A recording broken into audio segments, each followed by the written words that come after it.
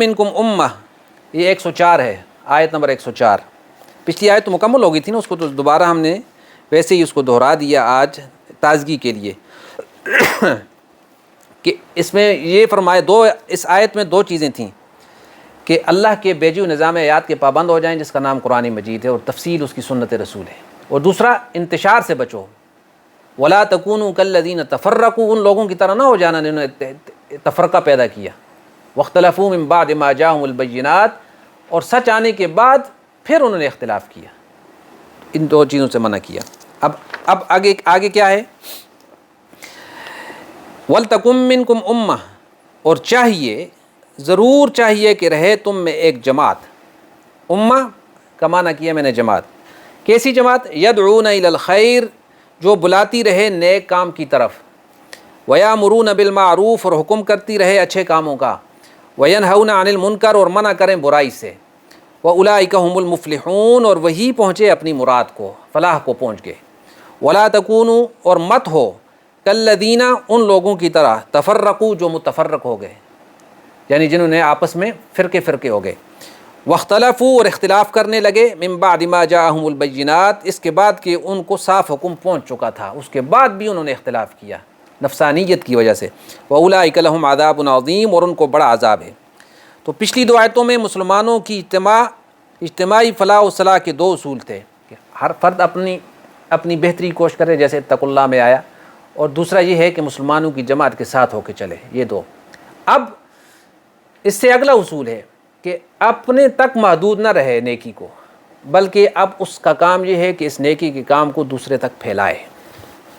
اس میں یہ اصول اس آیت میں بیان کیا۔ وَلْتَكُن مِّنكُم، یہ لام تاکید کے لیے کہ ضرور بالضرور ہونی چاہیے، منکم، تم میں سے۔ اب اس من کے دو معنی کیے ہیں، منکم کے دو معنی ہیں۔ یہ من عربی گرامر کے اعتبار سے دو حیثیتوں سے معنی کیا جا سکتا ہے اس کا۔ ایک من بیانیہ، یعنی تم سارے کے سارے ایسے ہو، یعنی تم میں سے سارے کے سارے ایسے ہوں کہ وہ یدعون الی الخیر، خیر کی دعوت دیں، یا جب اس کیفیت سے نیچے اتر جائیں، دوسرے درجے پہنچ جائیں، تو پھر کسی نہ کسی درجے میں ایک جماعت تم میں ضرور ایسی ہونی چاہیے جو خیر کی دعوت دے۔ وَلْتَكُن مِّنكُمْ أُمَّةٌ يَدْعُونَ إِلَى الْخَيْرِ، یدعون الی الخیر، اب خیر کیا ہے؟ الخیر سے کیا مراد ہے؟ تو دو تین احادیث میں نے دیکھا تو اس خیر کو اللہ کے نبی نے بیان فرما دیا کہ الخیر یہ ہے قرآن مجید اور میری سنت، یعنی قرآن کی دعوت کا نام یہ خیر ہے۔ اور ظاہر قرآن کیا ہے؟ اس زندگی کے ہر ایک کوئی گوشہ ایسا نہیں ہے کہ جس میں اس کی ہدایت نہ ہو، یعنی کامل دین کی دعوت، اس کا نام خیر ہے۔ اور قرآن نے اس کو جیسے ہے نا کہ اس حدیث کو اس حدیث سے جوڑیں کہ خیرکم من تعلم القرآن وعلمہ، تم میں سے بہترین وہ ہے جس نے خیر کو سمجھا اور سمجھایا، پڑھا اور پڑھایا۔ تو خیر سے مراد قرآن ہے۔ تو الخیر سے مراد قرآن اور نبی کریم صلی اللہ علیہ وسلم کی سنت، اور ظاہر ہے کہ سارا دین انہی دو چیزوں پہ کھڑا ہے کہ قرآن متن ہے اور اس کی شرح اور اس کی تفصیل اللہ کے نبی کا طریقہ ہے، سنت ہے۔ یہ جو آپ نے فرمایا کہ خیر کو سمجھی اور سمجھائی، یہ کس حدیث کا ترجمہ کیا آپ نے؟ دیکھیں یہ تین حدیثیں، ایک سنن ترمذی کی حدیث ہے، ایک مسند احمد کی حدیث ہے۔ اب الفاظ مجھے یاد نہیں، اتنا ذہن میں نہیں ہے، لہٰذا میں نے تینوں کا مشترکہ مفہوم بعد میں آپ مجھے آ جائیں، میں آپ کو بتا دوں گا حدیث۔ تو اس میں یہ ہے کہ قرآن اور میری سنت، اس کا نام ہے خیر۔ تو اسی سے علماء نے لکھا کہ قرآن کی دعوت دینا اور سنت رسول کی دعوت دینا، یہ ہے یدعون الی الخیر، اور یہ عام ہے۔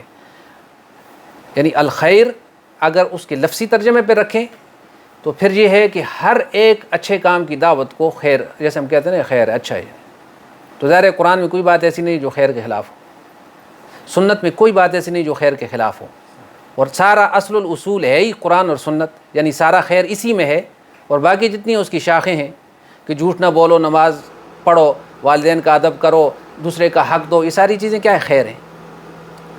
تو اصل میں کیا ہوا کہ خیر کا سرچشمہ قرآن ہوا یا حدیث رسول ہوا صلی اللہ علیہ وسلم. اس لیے حدیث پاک نے اس کو جامع لفظوں سے بیان کر دیا کہ خیر کی دعوت دو.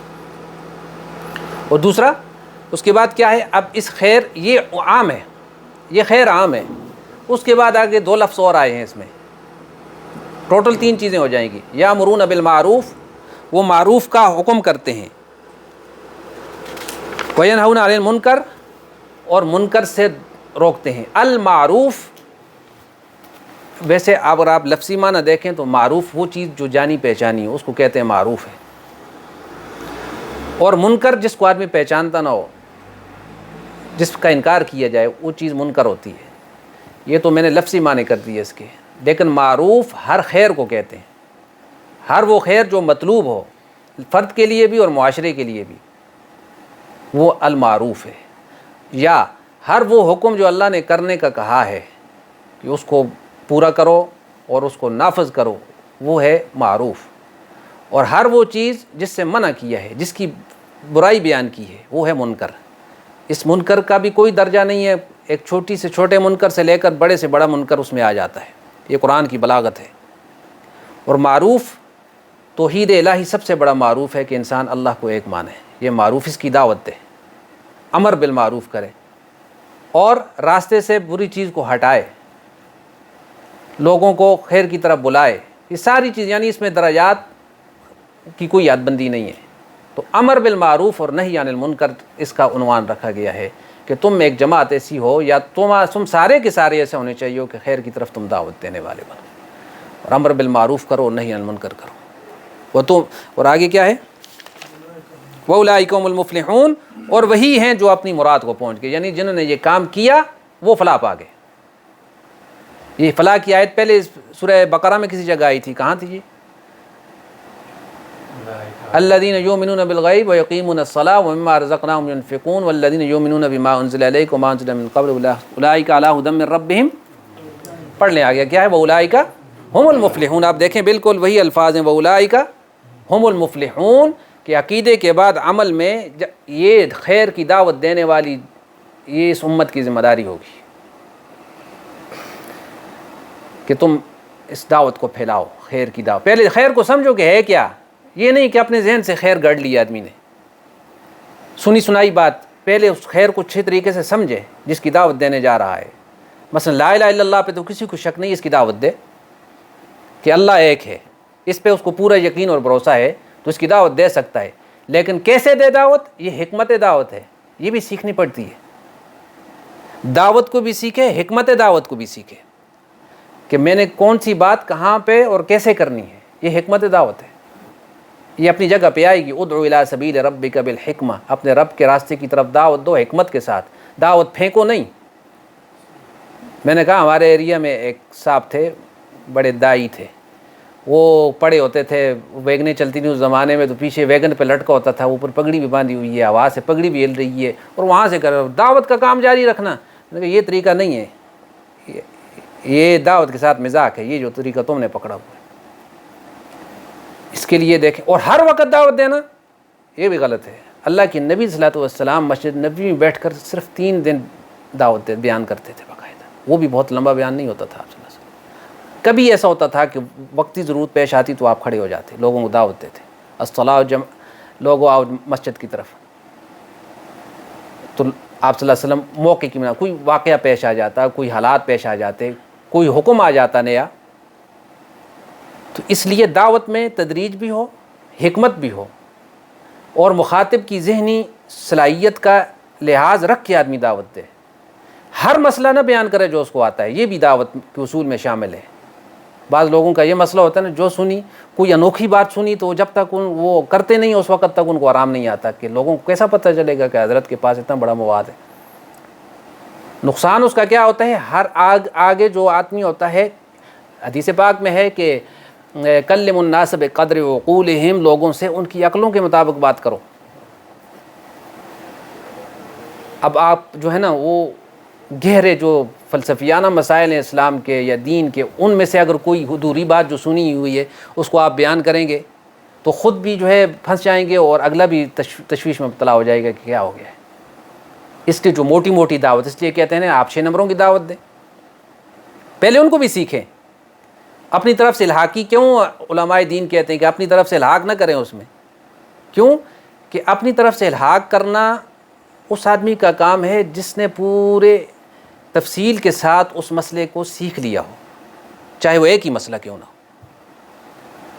کیونکہ گڑبڑ کر جائے گا آدمی، کوئی چیز اضافی کر دے گا یا اس میں کمی کر دے گا. بڑے سے بڑے آدمی سے بھی غلطی ہو جاتی ہے، لیکن دعوت میں بہت حکمت کے ساتھ اور بہت ہی سمجھداری کے ساتھ مختصر الفاظ میں عام پبلک کو دعوت دے جس پہ اس کو بھروسہ ہو.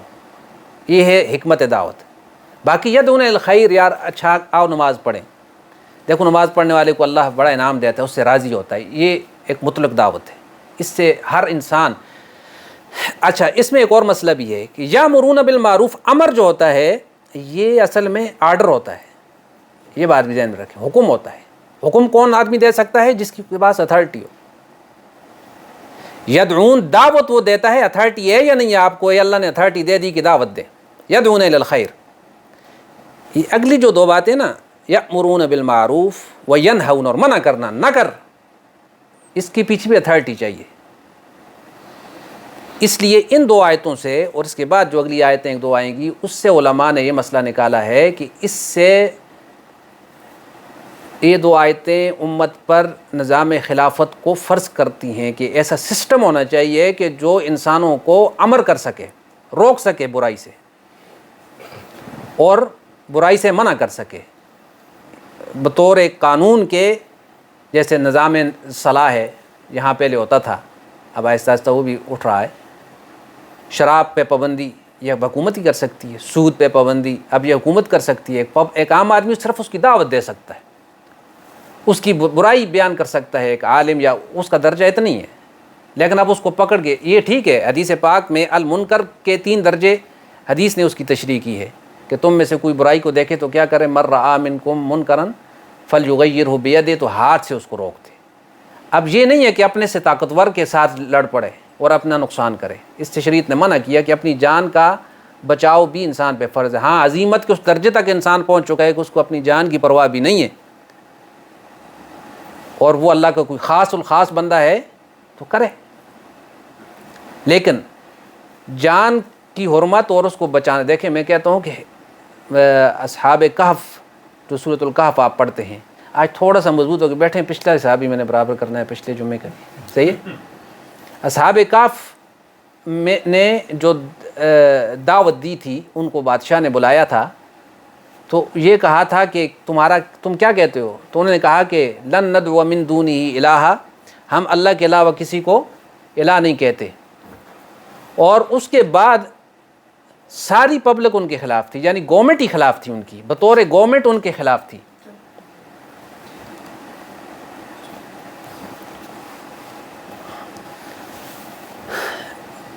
جو پوائنٹ کی طرف میں آ رہا ہوں ذرا اس پہ غور فرمایا آپ. تو اصحاب کہف نے دعا کی. دعوت کے میدان میں دعا کا بہت اہم رول ہوتا ہے. یہ علیحدہ بات ہے کہ آج کل دعا سے ہم بالکل ہی خالی ہو گئے. تو انہوں نے دعا کی کہ اے اللہ تو ہمارے اس کام میں ہماری، کیسے دعا کہاں سے شروع ہوتی ہے؟ اصحاب کہف کی دعا، قاری صاحب نہیں، شروع پہلے رکوع میں آتی ہے دعا ان کی. وہ جس وقت جب انہوں نے چھوڑ دیا ان کو اور ان کے ساتھ جو تھے سب کو، اور ہماری طرف آئے، انہوں نے دعا کی کہ اے اللہ تو ہمارے کام میں ہماری مدد فرما. دیکھیں جی کیا ہے، ہاں ربنا آتینا، پڑھ لیں ذرا آپ، یہ دعا بہت کرامت دعا ہے. ربنا آتینا من لدنک رحمتاً، اے اللہ تو اپنی جناب سے ہمیں رحمت عطا فرما. وہیئ لنا من امرنا رشدا، اور ہمارے اس کام میں ہماری تو رہنمائی فرما. کہ ہم تو اپنے سے بڑے آدمی کے ساتھ، بادشاہ وقت کے ساتھ اور اس کی قوم کے ساتھ جو ہے نا، وہ اس کی مخالفت کر بیٹھے ہیں. تو ہیئ لنا من امرنا رشدا. اب 3-4 آدمی ہیں، 7 آدمی ہیں، بعض نے کہا، جیسے خود آگے آتا ہے آیات میں، تو بہت ہوں گے تو 10 ہوں گے، 7-10 اتنے ہی ہوں گے. اب یہ پوری سوسائٹی کا مقابلہ کیسے کریں؟ لیکن انہوں نے خدا سے رشد و ہدایت کی دعا مانگی کہ ہمارے اس معاملے میں ہماری رہنمائی فرما، ہم کیا کریں؟ تو اللہ نے کیا رہنمائی فرمائی؟ ہم نے کہا کہ فأووا الی الکہف، تم پہاڑی کی طرف چلے جاؤ، یہ تمہاری دعا قبول ہوگی۔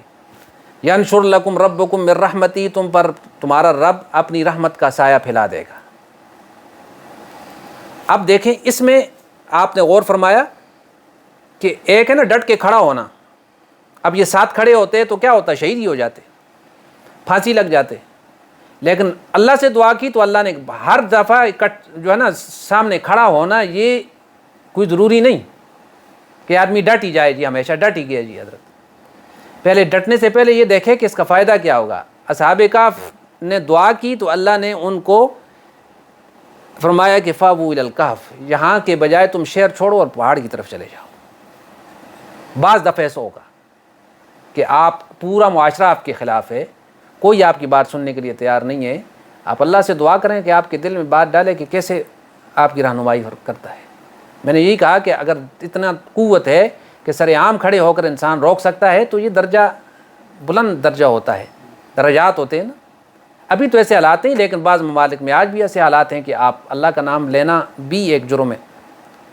جیسے حضرت ابوبکر صدیق نے کہا یا رسول اللہ میں چاہتا ہوں کہ مشرکین کے جمگٹے میں کھڑے ہو کر اللہ کا نام بلند کروں، تو آپ نے فرمایا کہ تکلیف ہوگی، لیکن اندر جو اللہ کی محبت کا لاوا پھوٹ رہا تھا تو اس نے چین نہیں لینے دیا اور آپ کھڑے ہو کے جا کے۔ مشہور واقعہ ہے، شاید اس میں لکھا ہے حیات صحابہ میں یا کسی جگہ، تو مشرکین نے اتنا مارا کہ بے ہوش ہو کے گر پڑے اور ناک کی ہڈی بعض جگہ لکھا ہے توڑ دی اور خون کے فوارے نکل پڑے۔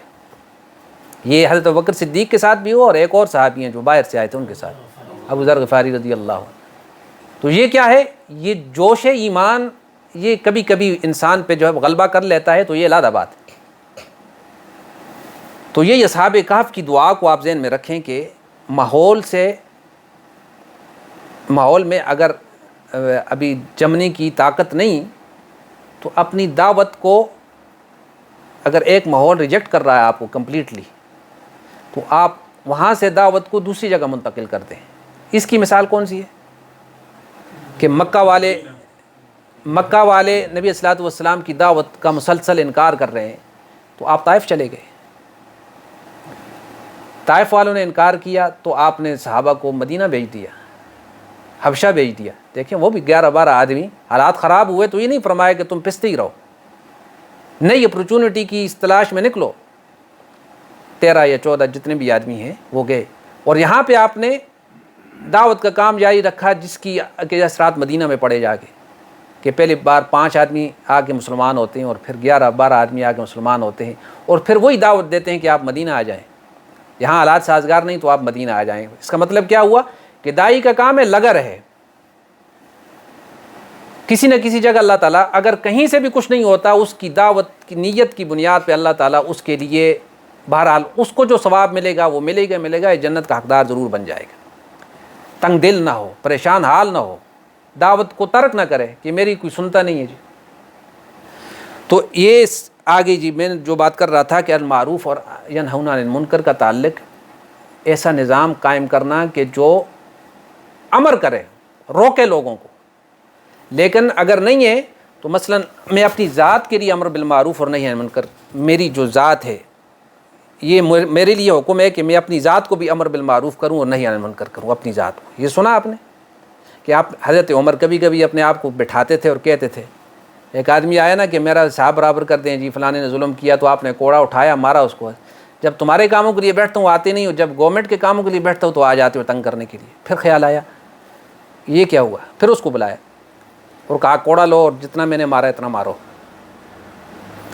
تو اس نے کہا کہ میں نے معاف کیا، اور پھر ممبر پہ چڑھ گئے، لوگوں کو بلا لیا، کہنے لگے کہ میں فلانے جنگل میں اونٹ چرایا کرتا تھا خطاب اپنے باپ کے، اور صحیح اونٹ نہیں چلاتا تھا تو اس کی وجہ سے مجھے وہ کوڑے سے مارتے تھے،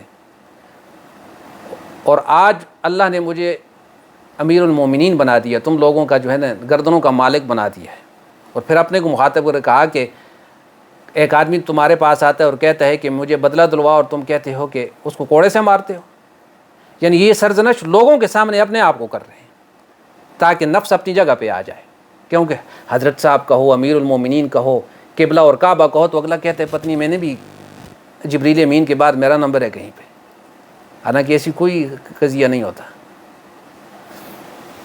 تو اس لیے امر بالمعروف اور نہی عن المنکر اس امت کی ذمہ داری ہے۔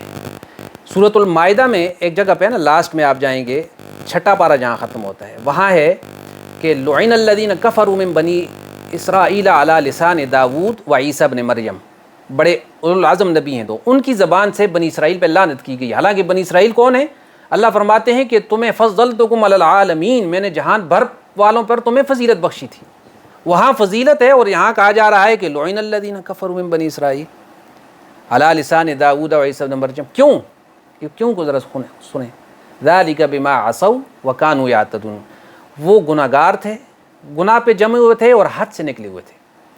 آگے کیا ہے؟ کانوا لا یتناہون عن منکر فعلوہ، کوئی ایسا نہیں تھا ان میں جو منکر کو دیکھ کے اس کو روکتا کہ یہ نہ کرو۔ سوسائٹی کی سوسائٹی ایک رنگ پہ چلی گئی تھی۔ لبئس ما کانوا یفعلون، بہت برا کام تھا جو کرتے تھے، یعنی یہ نہ روکنا یہ بہت برا کام تھا، وہ نہیں کرتے تھے۔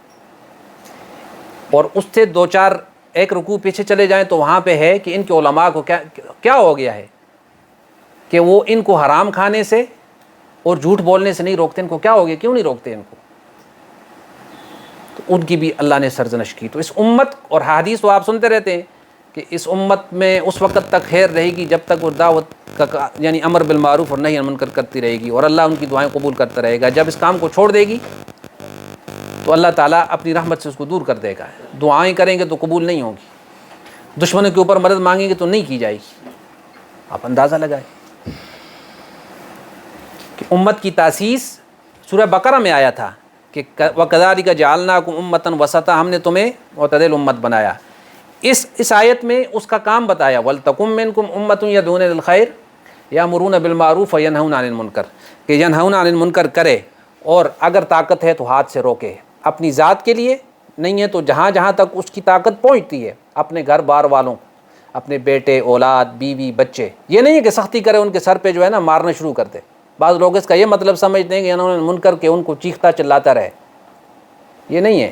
اس میں بھی حکمت کو ملحوظ رکھے گا، لیکن جب دیکھے گا کہ نہیں ہے تو پھر سختی جہاں تک کرنی پڑی اتنی سختی کرے گا۔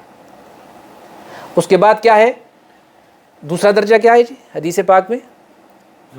زبان سے کہے۔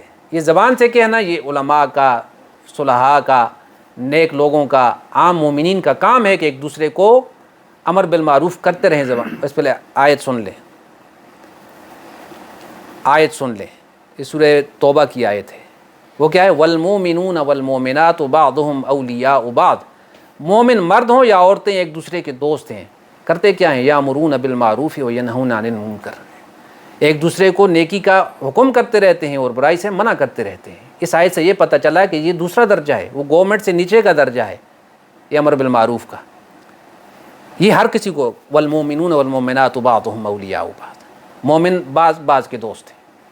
یامرون بالمعروف وینہون عن المنکر، جیسے پہلے منافقین کا ذکر ہے کہ یہ بھی ایک دوسرے کے دوست ہیں کہ ایک دوسرے کو برائی کا حکم کرتے ہیں، اور مومن وہ ایک دوسرے کو اچھائی کا حکم کرتے رہتے ہیں۔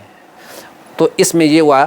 اور تیسرا درجہ کیا ہے کہ اگر زبان سے بھی کہنے کی طاقت نہیں، کیونکہ بعض دفعہ آپ حق کہیں گے اور آپ سیدھے جیل چلے جائیں گے، اور بعض لوگ تو ایک لفظ بھی حق سننے کے روادار نہیں ہوتے، اور آپ محسوس کرتے ہیں کہ میری اتنی طاقت نہیں ہے کہ میں سچ کہوں یا حق کہہ سکوں، دل کڑتا ہے لیکن زبان ساتھ نہیں دیتی۔ تو پھر تیسرا درجہ کیا ہے؟ فبقلبہ کا لفظ آتا ہے، فلیغیر بیدہ ہاتھ سے، فبلسانی زبان سے، فبقلبی کم از کم دل میں اس کی برائی رکھے کہ یہ میں بہت برا سمجھے، یعنی اپنے آپ سے اس کو دور کرے کہ میں اس کے ساتھ نہیں ہوں، دل سے راضی نہ ہو اس پہ۔ وذالک اضعف الایمان، اور یہ تیسرا درجہ جو ہے جو صرف دل میں ہے یہ ایمان کا آخری درجہ ہے، اس سے نیچے یعنی پھر ایمان اپنے لیول سے بالکل ہی نیچے گر جائے گا۔ یہ اضعف الایمان ہے، سب سے کم ضعف والا ایمان ہے، کمزور ایمان ہے۔ ہم بھی اس یہ دوسرا جو سے ینہون عن المنکر، اس کے لیے یہ آیا، یہ 3 درجات آگے، اور جو یہ کرے گا یہ اولئک هم المفلحون۔ اور یہ جماعت، اگر علماء لکھتے ہیں کہ 50 سال تک کسی قوم میں امر بالمعروف اور نہی عن المنکر یدعون الی الخیر کی دعوت نہ ہو اگر، تو 50 سال میں ان سے خیر ختم ہو جاتی ہے، ان کی پوری نسل جو ہے دین سے بیگانہ ہو جاتی ہے، سچائی سے بالکل لا علم ہو جاتی ہے، صرف 50 سال۔ اور یہ بات صحیح ہے کہ ایک نسل ختم ہو کے دوسری نسل 50 سال کے اندر اس میں تبدیلی آتی ہے، پوری تبدیلی واقع ہو جاتی ہے۔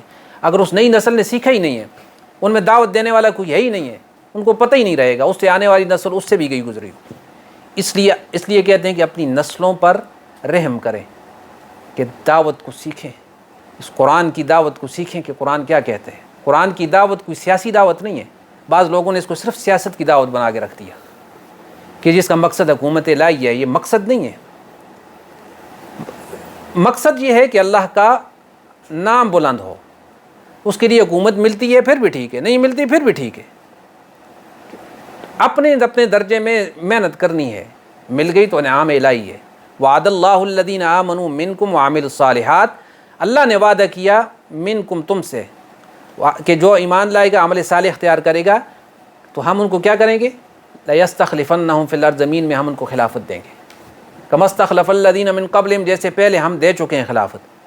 وَلَيُمَكِّنَنَّ لَهُمْ دِينَهُمْ، اور ان کی دین کو ہم تمکنت دیں گے، قرار دیں گے زمین میں۔ یہ اللہ کا وعدہ ہے، ایک بار ہو گیا، ضروری نہیں قیامت تک ہوتا رہے گا۔ یہ یاد رکھیں نا، آیت غلط نہیں ہے۔ بعض لوگ کہتے ہیں جی کب ہوگا؟ ہو گیا، ایک بار بھی ہو گیا۔ صحابہ کے دور میں ہو گیا، خلفائے راشدین کے دور میں ہو گیا، اس کے بعد خلفاء کے دور میں ہو گیا۔ اب ایمان اور عمل صالح کی ساری قوت لگا کر تم محنت کرو، امر بالمعروف کرو، نہی عن منکر کرو، محنت کرتے رہو، اللہ کو منظور ہوا تو خلافت کا نظام پھر قائم ہو جائے گا۔ اور خلافت سے مراد یہ نہیں ہے کہ کسی شخصی انسان کی حکومت قائم ہو جائے، کسی خاندان کی حکومت قائم ہو جائے، بلکہ قرآن قائم ہو جائے، اس کا قانون قائم کرنے والا شخص خلیفہ کہلاتا ہے، چاہے وہ کوئی بھی ہو۔ تو وہ اولئک هم المفلحون، یہ سورہ بقرہ کا اولئک هم المفلحون، اور یہ یہاں پہ اسی امت کی گویا کام بتائے گئے ہیں۔ ولا تکونوا، اب دوبارہ دیکھیں اسی مضمون کو جو اس سے پہلی آیت میں گزرا تھا کہ اختلاف نہ کرنا، مت ہو ان کی طرح، تفرقوا، جو متفرق ہو گئے، واختلفوا، اور اختلاف کرنے لگے، من بعد ما جاءهم البینات، ان کو صاف حکم پہنچ چکا تھا پھر بھی، واولئک لهم عذاب عظیم، اور ایسے لوگوں کو تو بہت بڑا عذاب ہے۔ اس کا مطلب ہے کہ امت میں تفرقہ پیدا کرنے والا عذاب الہی کا شکار ہو کر رہے گا۔ تفرقہ خود بھی ایک عذاب ہے، اور جو آدمی اس کا سبب بنے گا اس کے لیے عذاب عظیم ہے۔ اور ہماری قوم آج جس عمل سے گزر رہی ہے تفرقے کے، آپ کے سامنے، اور عداوتیں ہیں، دشمنیاں ہیں، چھوٹی چھوٹی باتوں پہ حالانکہ جو صحابہ کے درمیان اختلاف واقع ہوتا تھا وہ ان کی نیت صحیح تھی اور وہ دشمنی پہ مبنی نہیں ہوتا تھا۔ یا ائمہ دین کے درمیان جو اختلاف واقع ہوئے، حنفی، مالکی، شافعی، یا جو یہ حضرات ہیں، یہ دلیل کی بنیاد پر اس اختلاف کو رحمت کہا گیا ہے۔ یہ ہر جگہ ہوتا ہے، یہ دلیل کا اختلاف ہوتا ہے، اس سے وہ مراد نہیں، دلیل کا اختلاف مراد نہیں ہے۔ پکی دلیل آنے کے بعد اور متفقہ عقیدے میں جو آدمی نیا عقیدہ ڈالنا چاہتا ہے، مثلا قادیانیوں نے عقیدہ ڈال دیا کہ اللہ کے نبی کے بعد بھی نبی ہے، ساری امت کے عقیدے کے خلاف تھا، لہٰذا ان کے لیے عذاب عظیم ہے، ٹھیک ہے، کیونکہ اس پہ ساری امت متفق ہے کہ اللہ کے رسول صلی اللہ علیہ وسلم اللہ کے آخری نبی ہیں۔ اب اس متفقہ عقیدے میں نیا عقیدہ ڈالنا دائرے کے افتراق ہے، چند لوگوں کو گمراہ کر کے اس راستے پہ لگا دیا۔ یا مثلا فروعی اختلاف میں ایک مثال میں آپ کو دوں، جرابوں پہ مسح کرنا، موٹی جرابوں پہ، ہم اس پہ موٹی کا اضافہ کرتے ہیں، موٹی جراب پہ یا موزوں پہ مسح کرنا، یہ ایک اختلافی مسئلہ ہے۔ ائمہ کے نزدیک یہ ہے کہ اس پہ مسح کیا جا سکتا ہے، یہ اس پہ تو اتفاق ہے۔ اب ائمہ کے درمیان میں اس میں اختلاف ہوا کہ امام صاحب فرمایا کہ صرف جو ہے نا چمڑے کے موزے اور اتنے ہوں جو 3 میل لگا کے آپ چلیں اور وہ نہ پھٹیں، تو ایسے موزے پہ آپ مسح کر سکتے ہیں، ورنہ جو ہے آپ کو مسح کی اجازت نہیں ہے، وہ پھر اس کی مدت کا علیحدہ مسئلہ ہے۔ اب بعض ائمہ نے کہا کہ نہیں، جرابیں جو ہیں ان پہ مسح کیا جا سکتا ہے، اب اختلاف پیدا ہو گیا۔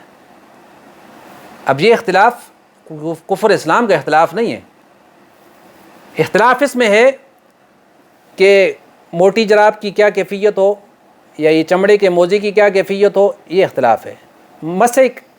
نفس مسح کرنے میں اختلاف نہیں، اور کسی چیز پر مسح کرنے میں اختلاف نہیں، لیکن اگر ایک آدمی کہتے ہیں نہیں یہ موزے پہنے ہی نہیں، آپ نے پاؤں دھونے نہیں، صرف اوپر مسح کرنا ہے، اب یہ امت کے جو مجموعی عقیدے سے نکل گیا، متفقہ عقیدے سے نکل گیا، کیونکہ یہ شیعوں کا یہ عقیدہ ہے کہ جی پاؤں پہ مسح کر لو تو ٹھیک ہے جی، حالانکہ یہ امت کے اجماعی فروعی مسئلے کے خلاف ہے، اور یہ بدعت کے زمرے میں آ جاتا ہے۔ اور یہ جو پہلا اختلاف ہے کہ جرابوں پہ مسح کرو یا نہ کرو، یہ فروعی اختلاف ہو گیا، اس میں ہر ایک کے پاس دلیل ہے، کوئی دوسرے کو غلط نہیں کہہ سکتا، ٹھیک ہے۔ اس لیے اکثر دوست مجھ سے پوچھتے رہتے ہیں کہ جراب والے کے پیچھے ہم نماز پڑھیں کہ نہ پڑھیں، میں نے کہا جرابوں پیچھے نہ پڑھو، جراب والے کے پیچھے پڑھ لو، کیونکہ جہاں جو ان کی دلیل کے ذمہ دار وہ ہیں، ہم نہیں ہیں۔ ایک آدمی اپنی نماز لے کر خدا کے سامنے کھڑا ہے، امام ہے یا جو بھی ہے، اس کا ذمہ دار وہ ہے، آپ اس کے اوپر داروغے نہیں بنا کے بھیجا، اب دل کرتا ہے تو پڑھو، نہیں کرتا ہے علیحدہ ہو جاؤ، لیکن افتراق اور انتشار نہ پیدا کرو، کیونکہ آپ بولیں گے تو افتراق پیدا ہو جائے گا۔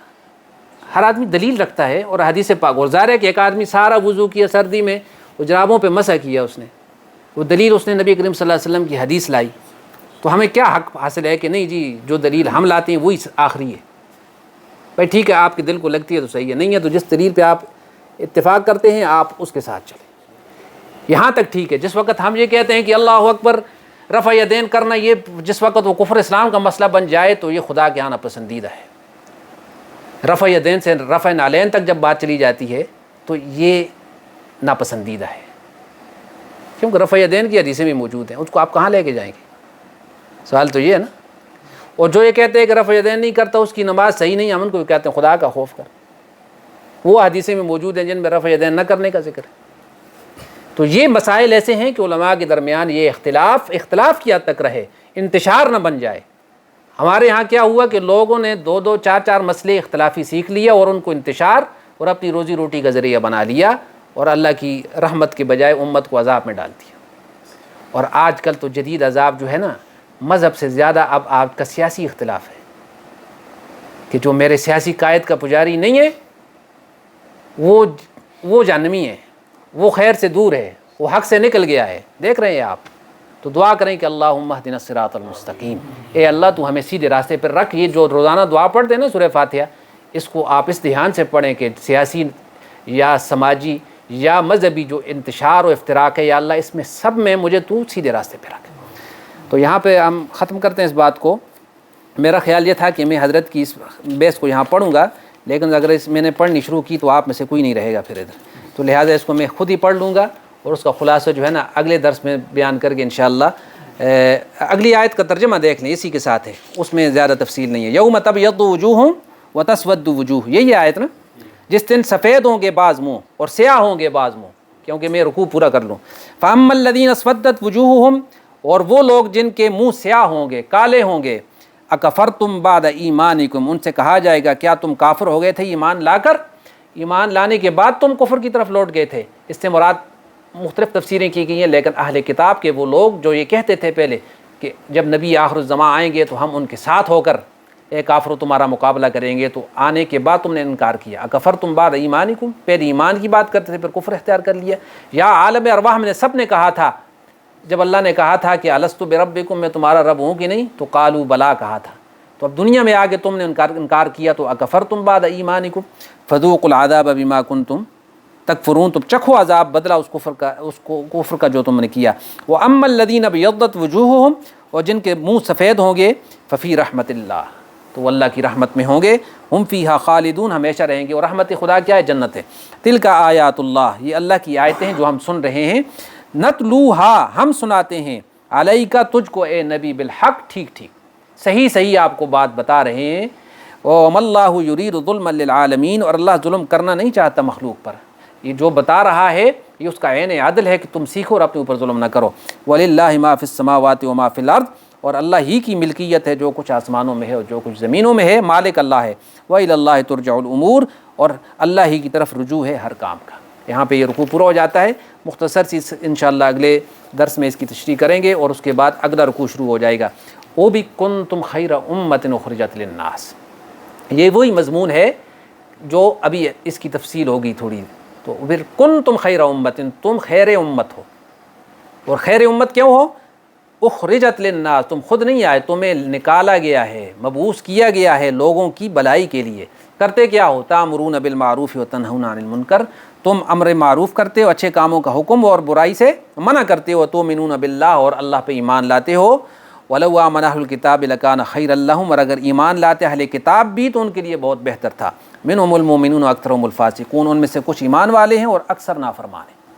تو یہ آیت جو ہے کنتم خیر امہ، اس کے متعلق 2-4 باتیں انشاءاللہ اگلے درس میں ہوں گی. اللہم تقبل منا انک انت السمیع العلیم.